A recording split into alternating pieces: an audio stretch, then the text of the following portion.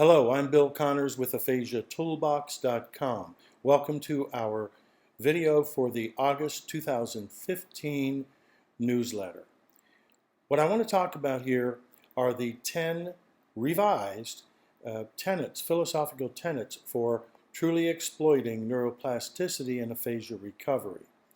The first tenet is our long-standing neuroplastic mantra: know, think, plan, do, process. Really pay attention, and then you will remember it. If you remember it, you've reconnected it. That means you're no longer helpless, and that independence is being achieved. Let's look at tenet 2, calm repair. This is something we've been focusing on more and more in our aphasia treatment and recovery. We now know, with some research evidence to support it, that aphasia stress is a major contributing factor to the lack of progress in a number of clients. So we have our clients be able to calmly think, be in the moment, and either celebrate what they've said or calmly repair it, address it. We need to eliminate the concept of right-wrong in our treatment, and instead we want to move on to tenet 3, which is incorporating more mindfulness into our aphasia treatment.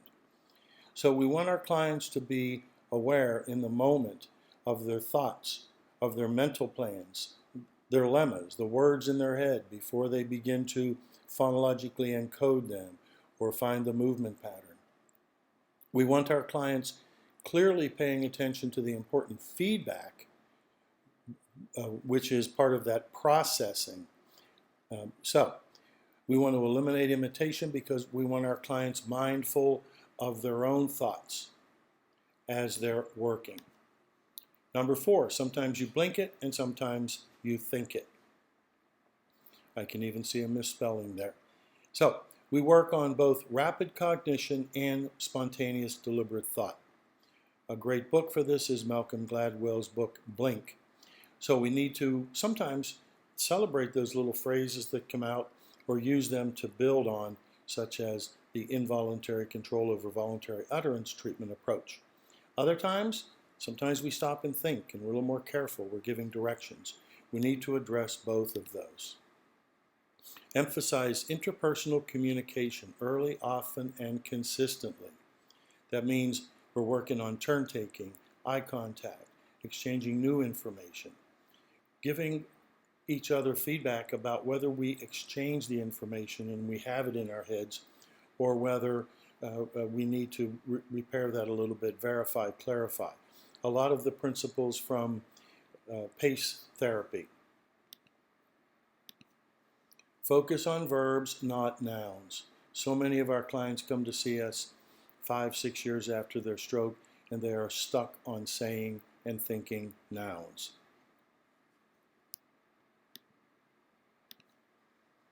We've introduced what we call the 3-second rule. So you want to introduce that, you want to use it, you want to enforce it.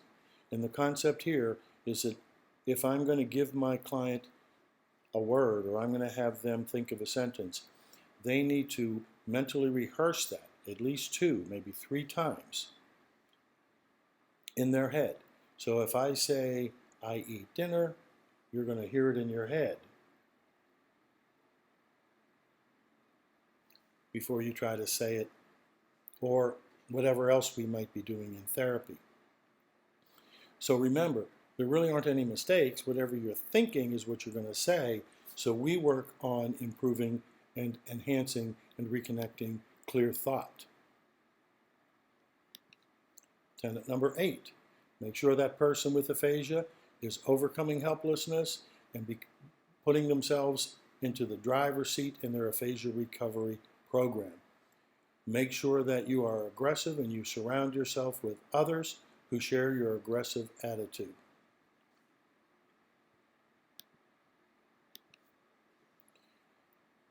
We've been working more and more on having our clients work from a normal demeanor and attitude.